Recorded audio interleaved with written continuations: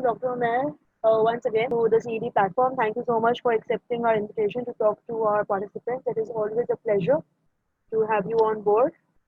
Just to give a brief overview, because since you've already visited the campus, you must be knowing about us. This is an aerial snapshot for our main campus. We have two campuses in Karachi. One is located in the city, that is in the main garden area, the southern area. It's near the southern area. It's Kiani Shaheed Road. This is the bigger and the more popular main campus. The other campus has been shifted to for more administrative purposes now. This is the Center for Entrepreneurial Development. This is where we operate. I'm sure you visited the building, right? Yeah. And the Center for Entrepreneurial Development (CED) was established in around 2010, and it was established to recognize the opportunity for entrepreneurship. So the Aman Center for Entrepreneurial Development, that is CED, is envisioned to play a strategic role in promoting entrepreneurship in Pakistan and to create a new breed of youth and professionals who believe in the opportunity to recognize new venture creation. So the primary emphasis that we have in the center is to enable the new generation as well as experienced professionals of Pakistan as well as in the nearby region to translate their ideas into enterprises.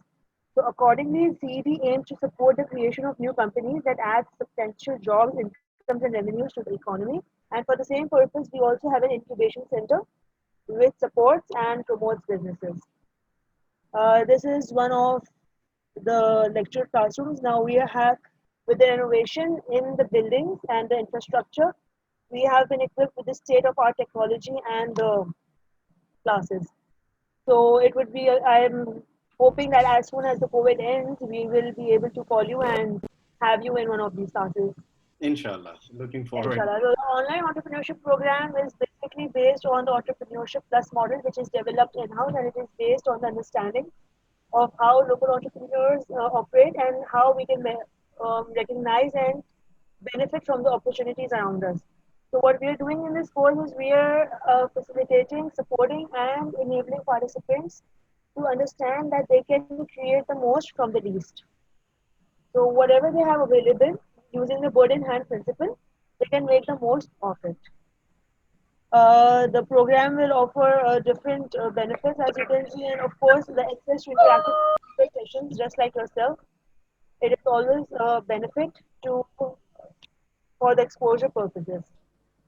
We have the program in two formats. We have the beginner level and the advanced level. So right now, we're interacting with the advanced level participants. Mhm. So in all, there are around 300 participants. The advanced level participants are around 130 approximately, and they range from all over Pakistan. So it is very surprising, and it was a very pleasant surprise to see the program reach. It is not only in the urban centers of the country, but also the towns and as far as the mountains of Gilgit and Baltistan. So we have participants who told us that they are on top of mountains to be able to access internet signals to access the guest speaker sessions like yourself. And for international participants, we do have participants from Canada, the Middle East, the US, Australia, and Europe as well. So this is a basic overview of the map about for the advanced level.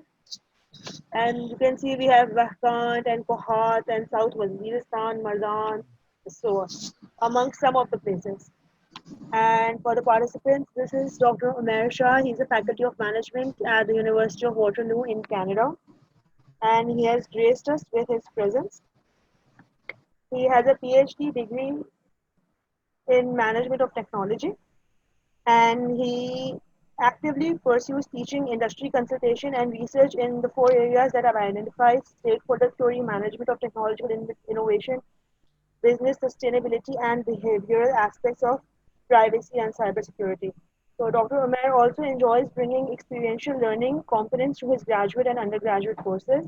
In the last 2 years, he has successfully delivered over 2 dozen interdisciplinary consultation projects for several Canadian industry partners as well as for his academic service. And outside of his work, he enjoys traveling, reading books, and playing music, which makes it always a delight to interact with him. And he has traveled over 14 hours and 35 minutes to reach us. And the flight was surprisingly very quick, Dr. Umair. And these are just a few views of the very beautiful city that he is in. I'm sure that you visited them with your love of traveling, Dr. Mayer. Oh yeah, yeah, many Yeah. times. And this is an aerial overview of his university, University of Waterloo, and one of the buildings where he is working. Thank you so much again for the session, and over to you, Dr. Umair. Thank you very much for this very nicely presented introduction. I'm really happy. Well, my name is Umair. You probably have seen me in other sessions. If you have not, then I'll just briefly introduce myself again. So I'm from the University of Waterloo. I just want to give you introduction background of the city where I'm living here. So this is just about 50 minutes, 45 minutes drive from Toronto region. So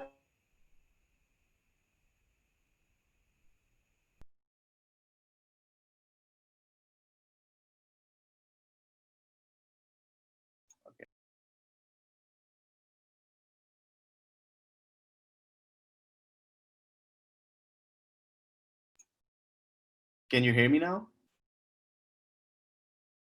Okay, I guess it's fine now. Yes, it's fine. It's fine. Okay. So Waterloo is just 45 minutes away from Toronto. It's a very unique location in a way that I mean we are in the middle of all these different cities, which are very high-paced financial hub of Canada. Niagara is over there. Then Toronto is there, which house a lot of or immigrant population. It's considered as the hub of IT or Silicon Valley of the North. So why it's called Silicon Valley of the North? Because we have three universities in Waterloo region: University of Guelph, Wilfrid Laurier University, and of course University of Waterloo. And a lot of technology companies stem from this region. Um, the reason, the main driving force in Waterloo is the culture that we have. Pretty much everybody who's associated with academia or any other industry, they have the drive to start up a business. There's a push in the region. The government also helps the university, colleges, even at an individual level, to push people to start their business. They give them an incubation space. They provide them with mentors. They give them some seed money at times. It's relatively easier than other parts of the world to have some seed money given to them through universities or through all the network that the government has built in this region, which is kind of the driving force. So I'm going to just talk a little bit about that, what centers we have, and just to give you an idea of what you could do in the regions where you are. My understanding is some of you are associated with academia, so probably that's going to be something of your interest. My main area of research and my main area of practice has always been stakeholder management or stakeholder theory. Now, this is a theory I'm going to just talk a little bit about later in my talk. So this theory is it stems from the overall overarching discipline of business ethics, and this is something that's very relevant in today's time. And I would just try to have a conversation with you, what your understanding about business ethics is, or how would you perceive or see or view that in your local context, and then what practitioners or academics are doing in this particular topic recently, and what new models are emerging out of this. Then we'll have a little bit of discussion on how COVID has also presented a lot of opportunity to people, and how you could, once you have this kind of mindset of stakeholder engagement, how you can really capitalize on those opportunities. And then toward the end, I always ask this question, and this is not one of my own questions. And I get asked by, when I started my master's program in Waterloo and my PhD program, at every step by my supervisors or my mentors, so what? So we know all this. We are learning all these different fancy tools, fancy theories. So what? How can we really apply them and use them to improve our lives? So I will talk and just maybe end the talk with that kind of question. Now, like I said, I just want to present to you a little bit about Waterloo City. So Teskin just mentioned or made you see some of the pictures of the university. It's just a very small part of the campus. The majority of the campus is filled with our engineering buildings. At Waterloo, we have a co-op program. A lot of our engineers, they go and work for top tier companies in Silicon Valley. Some of my students, they end up working for Tesla, for Google, for Facebook. It's like a very routine thing. So they get hired while they're studying at the University of Waterloo. They have a study term, and then they have a co-op term. And co-op term is they go to Silicon Valley or these places to work, and they come back after 4 months, and then they take another term. So that brings in a lot of applied knowledge in our repertoire. So basically, we have solutions to industry problems. So there's a lot of connection between professors and industry people here. It's very applied. So the engineering kind of drives the university, the engineering faculty. Then our math faculty is also very well received around the world. Computer science is also very top notch. Our psychology program is, I think, in North America in top three. So all these programs, they just make the university sound really good, and everybody just knows that this is the place to go and learn about innovation. If you are from any discipline, even from arts background, you can always collaborate with the right people from different disciplines, and then you can just develop a very useful tool. So that's the kind of push we get or receive in Waterloo region. Now we have accelerator centers. We have community tech here, which is funded by the government. At Waterloo, we have several labs set up for innovation, set up for entrepreneurship. Labs like Problem Lab, for example. And that lab, basically, the mandate of this center is that we shouldn't be just working on any problem in the world. We should just really streamline the top-notch problems where we have the potential to make big. So they just identify those problems, and then they share those findings openly with anybody in the university. So you could just go and reach out to them. They have a lot of evidence, and you can just use that evidence to realize maybe here's this industry in which I can really thrive. For example, before this COVID thing, they were really pushing the students in our university to go and explore the entertainment industry. They said it's very underrepresented, especially in the Canadian context compared to the US. And there's a lot, it's a multi-billion dollar industry in which you could really still tap in and do a lot using all these technologies. So that was really interesting. I go to their seminars. I know the professor who runs this. So it brings in a lot of knowledge to our existing knowledge. So it's a good lab to follow. So you could also always search and follow what their mandate is. I think they're pretty much open to anyone. Then we have Velocity. Velocity is kind of in-house entrepreneurship hub in which we actually house our final year entrepreneurs or final year students who are aspiring to be entrepreneurs. So they have a setup, they have a business that's running, but they house them in a dormitory with some mentors. So pretty much their all life is surrounded by business ventures, tech ventures, and we kind of create a network around them so that they can thrive and they can get answers to their questions. How to file a patent, for example, whether this is patentable or not, how to improve this particular technology and things like that. All right. And then we have several other programs where things like management sciences, where I'm from. We have a Center for Technology and Entrepreneurship. So they give degrees in innovation and entrepreneurship, and they provide training in that area. So there's a lot of push in this region about entrepreneurship, and that's quite nice to see what IB is also trying to replicate. So when I first interacted with Dr. Qureshi, Shahid Qureshi, I first realized that this is pretty much similar to what the North American incubators are doing, or the top incubators in the world aspire to do. So it's a great thing, the initiative that IB has taken in terms of bringing everybody together from the country and resolving the issues at a more local level. So that's the push, which really is going to be the future, and it's very refreshing to see. Now, I'm just going to switch gears here a bit, and I'm going to provide you some background of why I landed up doing more research in the area of stakeholder theory, and why I think it is so relevant in times like this. Now, stakeholder theory, I don't know if you've heard or you've done some research on this prior to this talk. Stakeholder theory is all about creating value for all the different stakeholders that any business would have.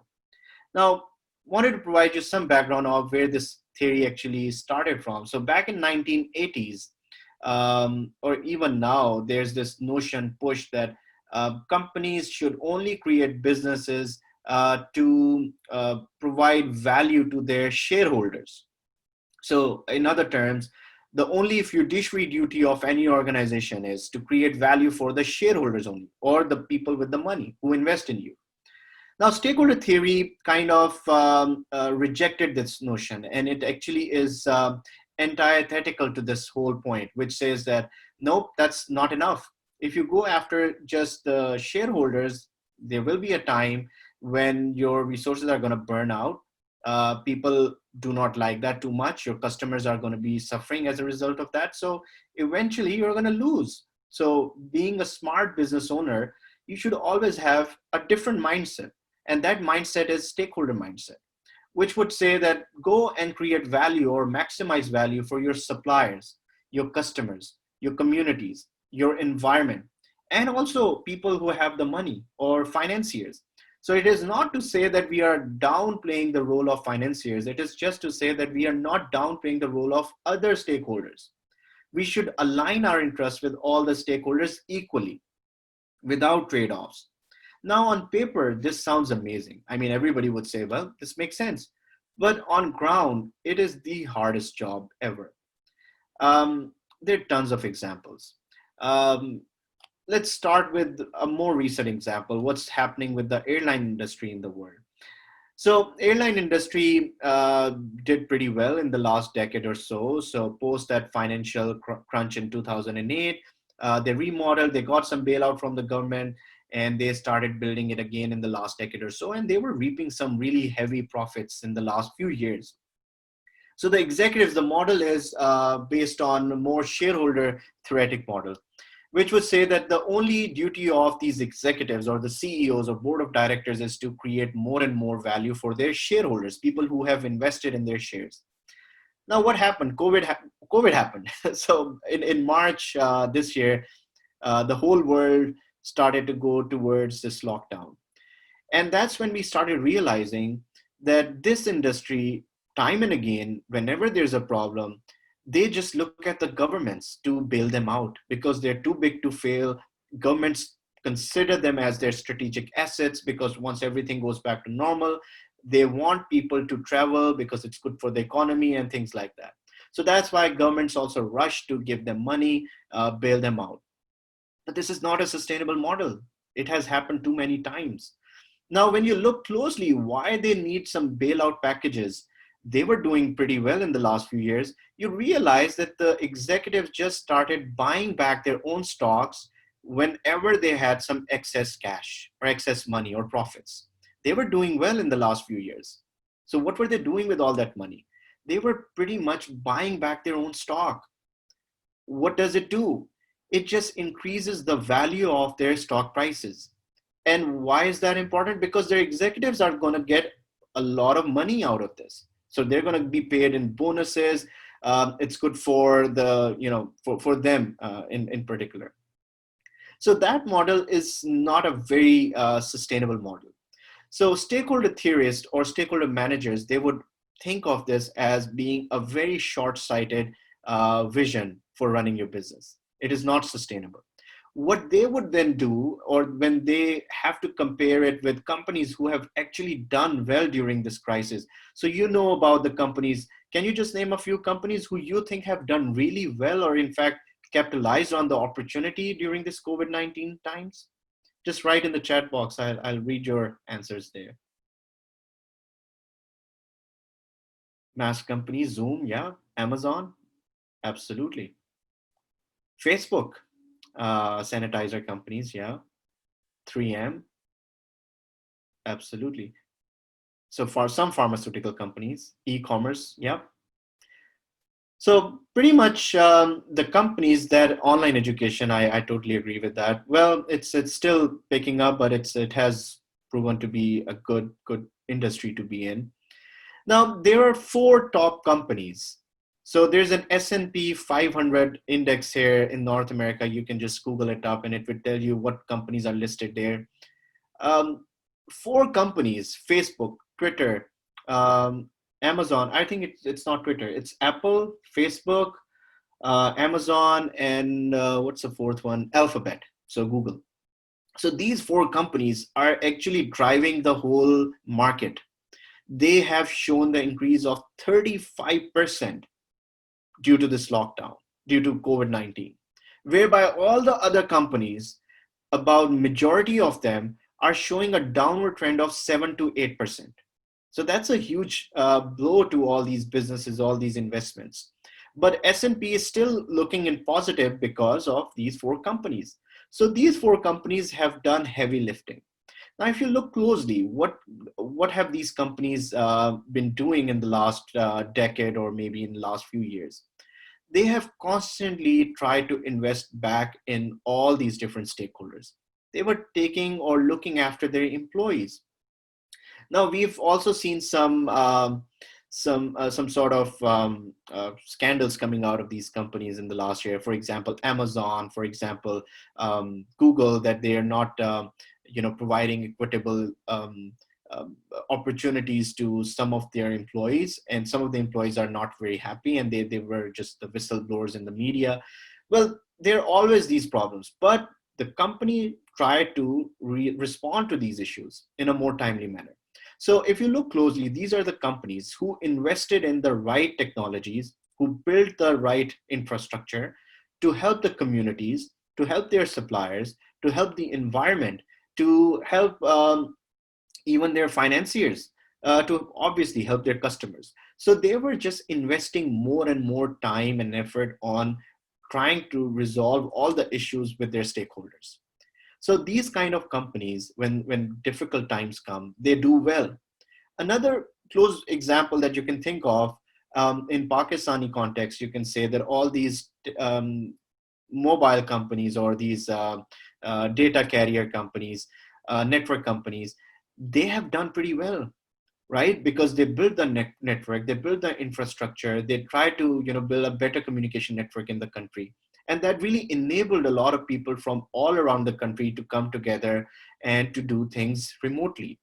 IB is an example. Usually at this time, I'm visiting the campus here in IB today. In fact, I've done more talks than any time I've done in the previous years while I was visiting Pakistan. So it has also enabled a lot of people to do more work. So productivity has also gone up in some industries. So considering all of that, what am I trying to say? So this stakeholder notion or stakeholder theoretic mindset would allow you to think about all these different stakeholders. If you're in an industry where there are problems and you can say, no, I can't really think about my suppliers at this time because that's going to be a really bad thing for my business. People are going to go to my competitors. I won't be able to compete with them. Absolutely, that's a very valid argument, and I hear you. But the stakeholder mindset would say you have to be creative. You have to come out of this kind of dyadic solution making or decision making, and just try to think creatively to come out of it in the long term, or start striding towards it. Because in the long term, you're going to be the winner, and all the other businesses who just kept their eyes closed and didn't pay heed to this, they're going to be at a losing end. All right, there's a question. Isn't Amazon known to treat one of its key stakeholders, the employees, really badly? That's correct. Yeah, Noman, you're absolutely right. Um, However, it's not everywhere. There are whistleblowers in companies. Just look at how big that company is. Thousands of employees. And when you have thousands of employees, obviously there would be problems. But the way the company tries to deal with them is the correct way. So they try to address them. I was listening to the Senate. Um, I think that there was a deposition just last week of all these four CEOs in front of the Senate in the US. And Jeff Bezos, who's the CEO of Amazon, he was grilled on this issue. He was being grilled on that there are some customers also who are not happy because your algorithms are not unbiased. They're very biased. And the way he tried to address those issues, I mean, I could see it from the perspective that this guy has a stakeholder theoretic lens on However, the issues are too big because it's a huge organization. They can't really control everything. So one of the biggest issue was that there are a lot of counterfeit items or products available on Amazon platform. Now that's a huge issue, IP related, intellectual property related issue in the West. And it's frowned upon. It's not a nice thing to have. And he publicly acknowledged, yeah, we're trying to resolve it. It's a problem. We can't solve everything at this point, but we're trying to. So all I'm saying is that don't think that they're saints or sinners. There will always be these saints and sinners. And according to Ed Freeman, who's considered as the father of stakeholder theory, he's a professor in Darden Business School. He came up with this very seminal piece on stakeholder engagement back in 1984. And he was the one who actually challenged this shareholder theory back in the days in business school. Now people are getting it, but it took him, what, 30 years, 35 years to get here? So it was a long, long journey. Now, according to him, don't call these companies as saints or sinners. They're cross-dressers. So they're not always going to just resolve. So not good connection. Abdullah, is the connection fine? Because at my end, I think everything seems to be Yes, yes, it's fine. okay. There is a problem with. All right. So all I'm trying to say here is that there are unequal opportunities in the world. We all know that. There's been a lot of academic research in this area, how to bring the quality, or bring the quality of life around the world up so that everybody has equal opportunity. So there's this altruism also involved. A lot of business innovation has also been done over the years. Today, for example, I'm able to teach fully online to my students. Like I said, I'm in the faculty of engineering, and just imagine if you have to teach your students engineering skills, civil engineering, you need labs, right? You need to teach them how to build a bridge. You can't do that remotely. So that's one of the biggest challenges the universities are facing right now. But there are ways around it. Thanks to this technology, thanks to all these simulations, all these tools that people can use remotely or access them. And then the governments are also trying, or the universities are trying to still bring in some people in their labs, and they do some testing there together with the students. So all I'm trying to say is, if you have this hat on, the stakeholder engagement hat on, you would exploit, or you would engage with more opportunities, or presented with more opportunities. If you don't have that, if you have a very narrowed view, which is a shareholder perspective, which unfortunately I see a lot in Pakistan, I see a lot in North America. I don't see that much of this lens on in Europe, for example. So when I travel and I present at conferences in Europe, I could clearly see the difference, stark difference, that they get it. They understand stakeholder view better than North American population, especially in the US. Funny thing I would share, when I was defending my master's thesis, so I presented some of these thoughts there. One of the examiner called me, "Are you a socialist?" And if you know that in North America, it's not a very good thing if somebody calls you a socialist. And I was like, no, hell no. I'm all about capitalism, but it has to be conscious capitalism. It cannot be just a ruthless capitalism that we have here. So there are a lot of movements in the West right now called conscious capitalism, capitalism 2.0. There are people who are calling it different names like humanistic management and things like that. So the movements have started, and academics have played their part in, and especially these business schools, although business schools have done a terrible job all around the world in preparing their students to do well with all these stakeholders. And part of the reason is, so I'm a product of a business school. My undergrad was in business studies. And I remember, I mean, all the books were just asking us to focus on shareholders. So I remember my first Finance 101 course, I think on the second or third page, it was written that the fiduciary duty of any organization is to create value for shareholders only. And this was Michael Jensen's theory, who was a Harvard professor. And I was in Darden last year visiting this group of stakeholder theorists, and Ed Freeman was there. And Ed actually made us watch a video in which Michael Jensen, who came up with the shareholder theory, was actually being apologetic about coming up with the shareholder theory. And he said, I was wrong all along. I thought that shareholder theory would solve the problems of the world, but no, now I see the value of stakeholder theory. Fast forward in 2019, in about October, there was a big roundtable business conference. It's called Roundtable Business Conference. So about 181 CEOs of these top organizations, they signed a treaty, or signed not a treaty, but in fact they did a press release together with all the signatures, with all their signatures, saying that going forward, our companies, the goal would be to look after all the stakeholders.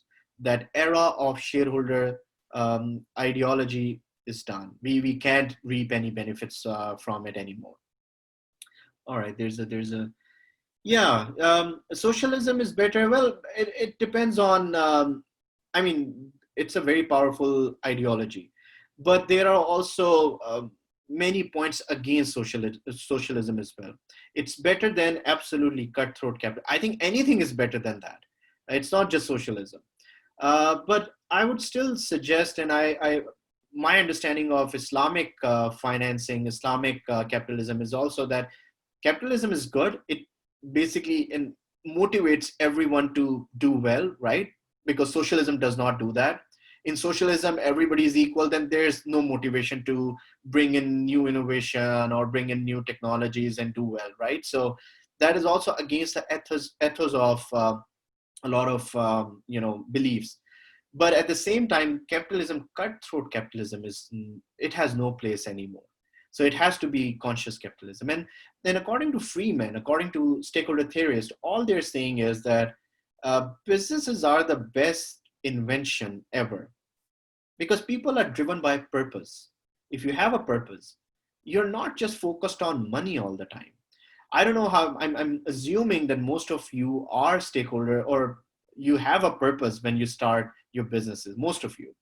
I'm also venturing into some ventures currently, and I know that my partners and myself, when we look at these technologies or these products, money is important, but it's not the only thing. However, if you just keep money as the only benefit, that's when the problem starts, and that's when cutthroat capitalism starts. But there's no place for it anymore. All right, there's some questions. I'm going to just take a few questions alongside my talk. Social is better. Okay. Social entrepreneurship. So I would consider social entrepreneurship as a spin-off, or I would say that it's one of the derivatives of stakeholder theory. When I was doing my PhD, I read a lot of literature, obviously, in this area, starting from CSR, corporate social responsibility, starting with what Michael Porter said earlier, and then in 2006 and 2011, he reshaped and renamed his earlier ideas to call them as creating shared value. There are all these different names: strategic corporate social responsibility, integrated corporate social responsibility. There are other things like sustainability only, social entrepreneurship. So all these different derivatives, and I got super confused, to be honest. But then I started looking deeply, where are these differences? And I realized that there are pretty much three models in the world. One is the older paradigm of corporate social responsibility, which is to say that you do pretty well in the world, you make a lot of money, and then you give back to the society. It has benefits, of course. I mean, a lot of people are doing that. A lot of philanthropy is there in the world. What that means is that you're in the food business, and once you make a lot of money, you're going to say, okay, I'm going to open up a school now. Nothing wrong with that, but it's not related with your business. So times like COVID-19 comes, right? Or financial meltdown of 2008, or Great Depression in 1918, 1919. So these times do come from time to time. Then what would you do? You're going to pull your money out, and you're going to leave that community that was just relying on your resources to run that school, are going to be left with no options. So that's not smart.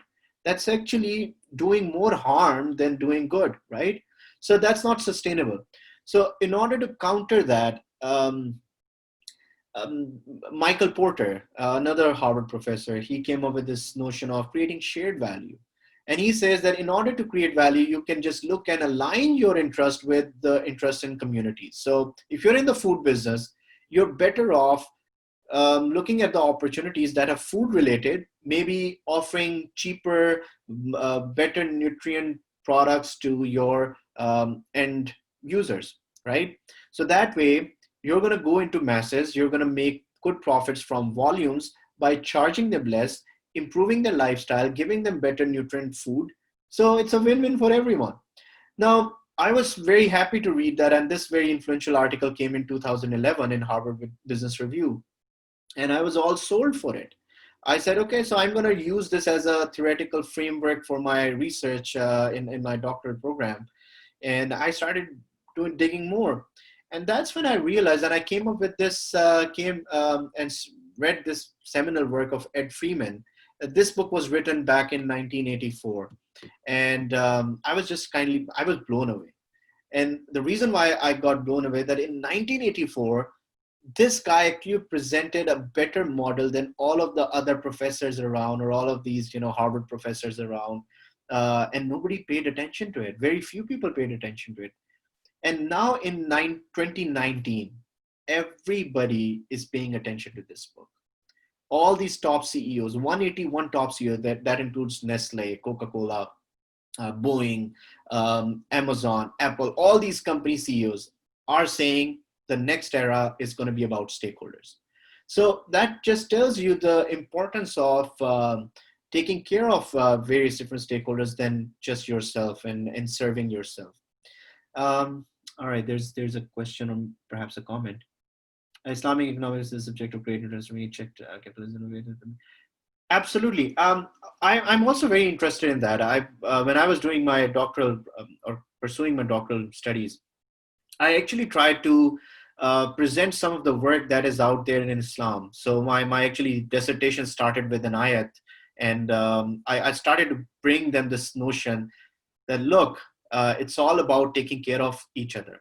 But when I look at the practices, I was born and raised in Pakistan. I just came to Canada in 2010. So just 10 years ago, I came here. And my family is there. So I know how the businesses are run there. And it's sad. Um, Nobody pays their suppliers on time, for example. Suppliers are always at the receiving end. Um, Now, just imagine if you start a business and you start treating your suppliers really well, what is it going to do for you? It's in times like these, your supplier is going to be acting like your partner then rather than your supplier.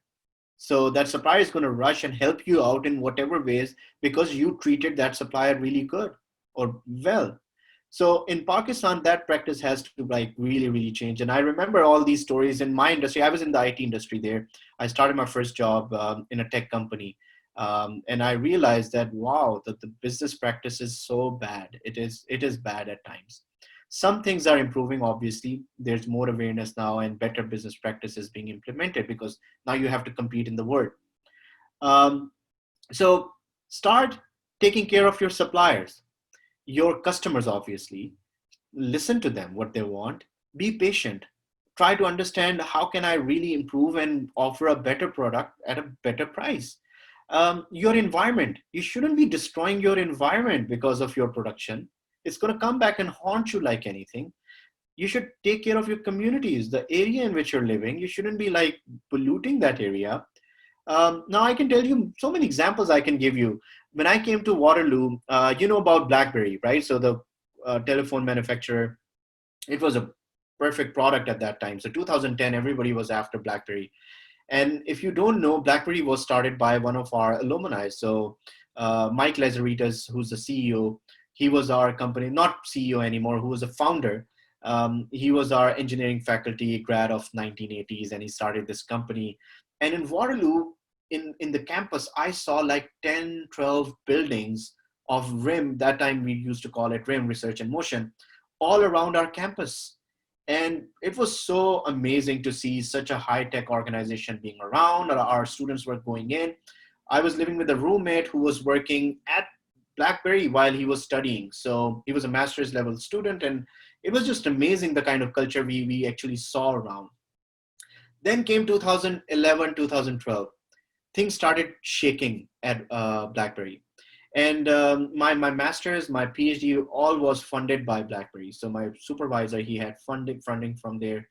And my job was to conduct research and innovation and go back and present those findings to the executives in BlackBerry. So I did that.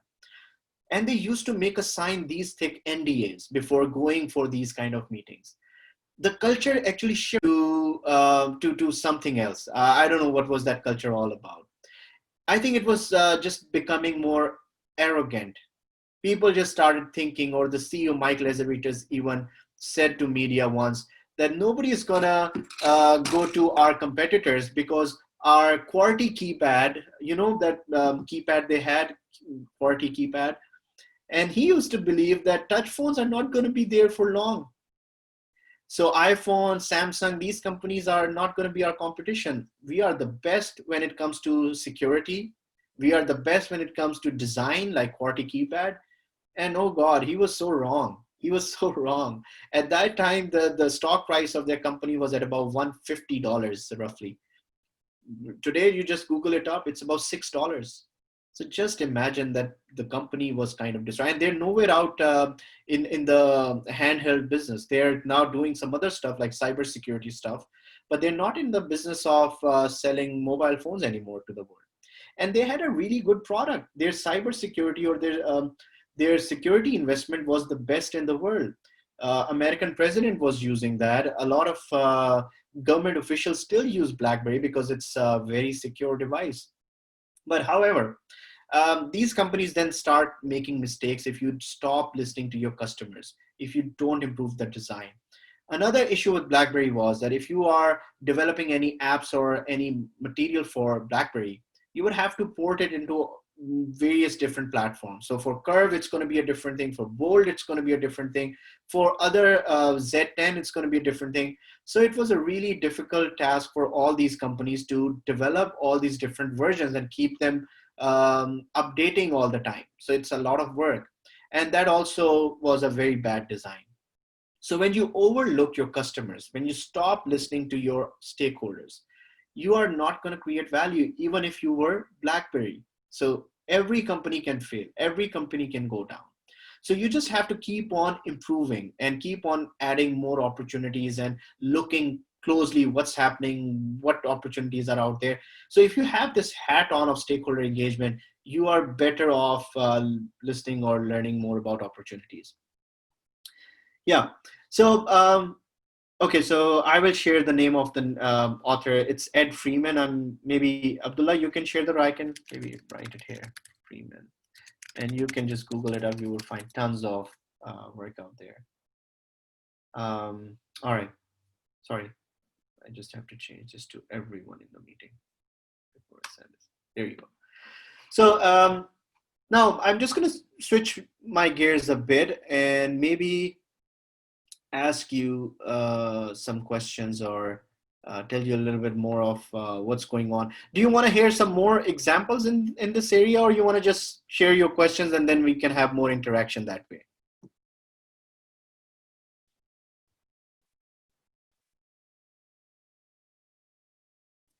And I just realized कि मैंने पूरा session ही English में कर दिया, उर्दू में कुछ भी नहीं किया. Okay. There are other examples too. If you think about Google Maps, I'm pretty sure in Pakistan, people are using it like anything. In Canada, I can't live without Google Maps. I cannot travel without it. It's my everyday thing. Now, Google Maps also ran into trouble last year. There was an article in Wall Street Journal that kind of accused them that there are so many people on Google Maps or their service who actually don't exist, like businesses, plumbers, handymen, for example. And these are all fake accounts. And Google is making millions out of it because they're showing more users, people are going there more, and they're getting more revenues from their advertisers. So it's a win-win thing for them. However, the losing end were the customers. So if I need some plumber in my house, I'm going to go on Google Maps, I'm going to find someone, I'm going to call them. But in reality, that person would not exist. And as a customer, I'm not going to be happy. And I'm going to be like, what's going on? I can't find a plumber using this service. And there will be all these doubts and everything. However, the company is making a lot of money. And the people who are doing this scam are making a lot of money. Now, does that make Google a bad company? Yeah, for a second, absolutely. You're like, they're not taking care of your customers. But the response is more important for me. Like when this article came out, I was interested in how Google is going to tackle this. And they tackled it pretty well. So in few days, they said, we are fixing this problem. We're fixing the problem with the algorithm. Yes, there are problems here. We acknowledge it. We're sorry. We apologize. And very soon we're going to be out of it. So if you have the stakeholder theoretic lens on, you can bounce back much quickly. Another example, Volkswagen. Back in the days, I think 2014, 15, they had a really big scandal where their system that they installed in their diesel engine vehicles, it was providing wrong readings to the Environmental Protection Agency in the US, EPA. And that actually led them to a huge scandal, and EPA fined them, the government fined them, their stocks plummeted, people started returning their cars. They were just not happy because it was having a really bad impact on the environment because of the smoke and all the exhaust that was coming out of those vehicles. Now, even now, I was talking to Dr. Qureshi, invited me to one of the lectures, and I was speaking with the audience in Germany. So MBA's class was there, and they told me that this problem is still there.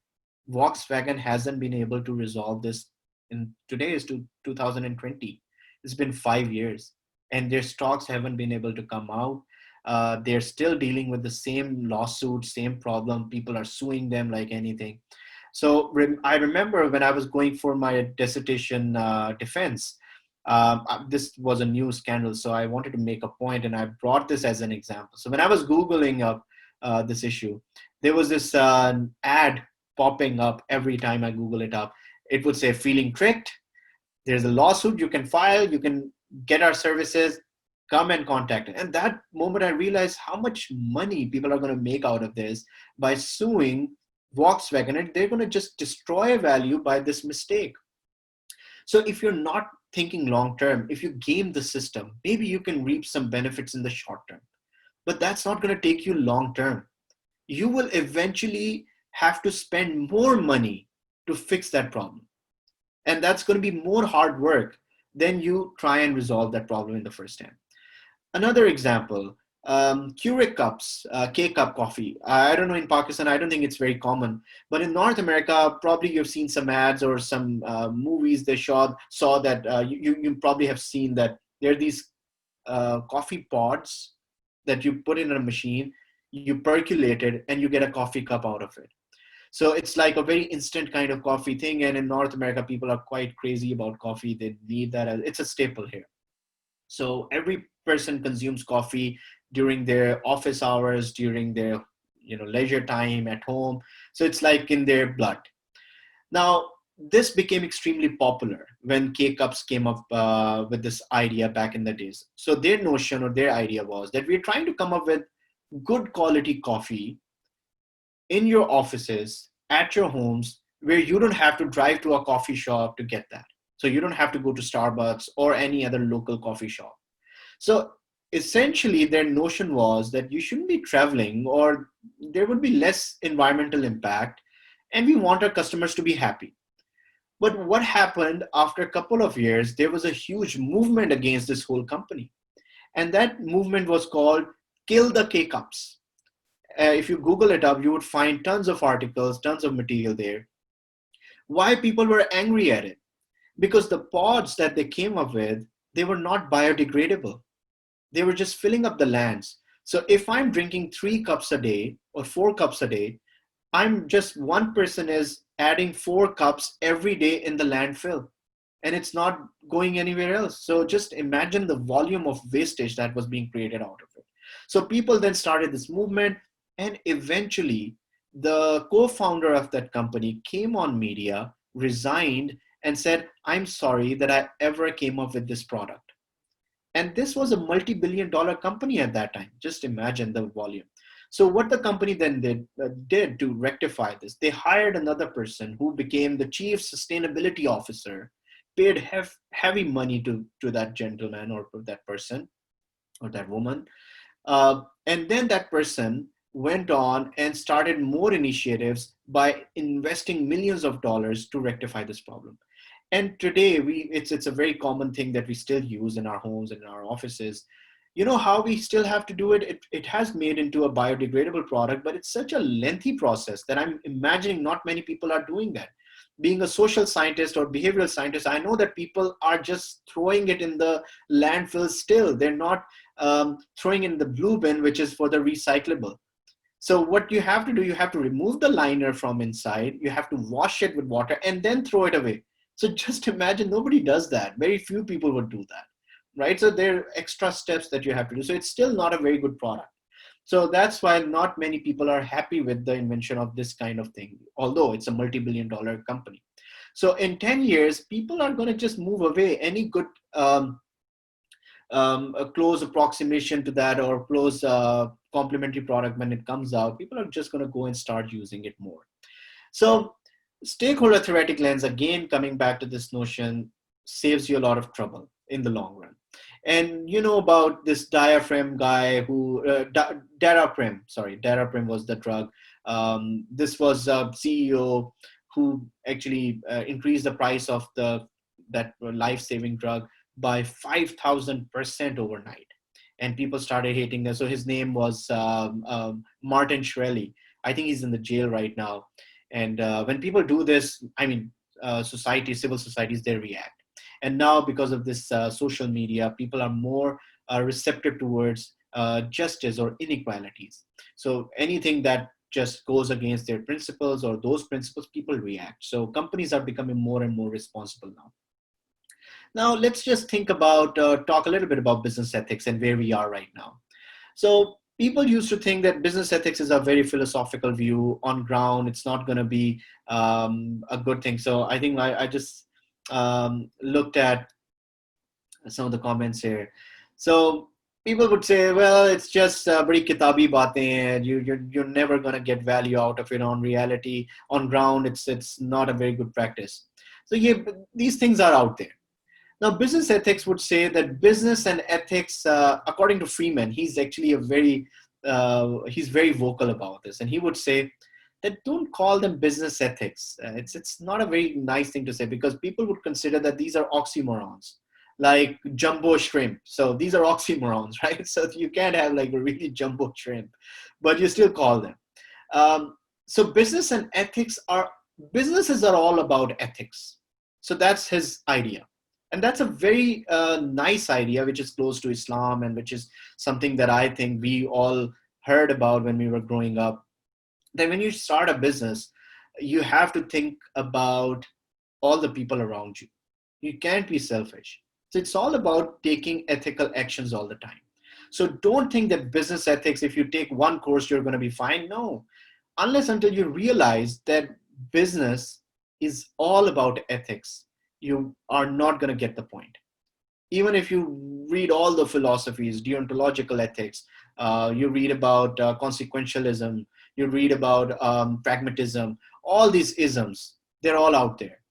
But essentially, it comes to that if you're making decisions on day-to-day basis, and if you're not practicing ethics there, and everybody would have different ethical point of views. So there is no one universal ethical standard out there. There are many different. But you have to keep on thinking, keep on improving. So stakeholder theory actually argues and says that business ethics, don't go for this separation fallacy. They're not separate, they're one.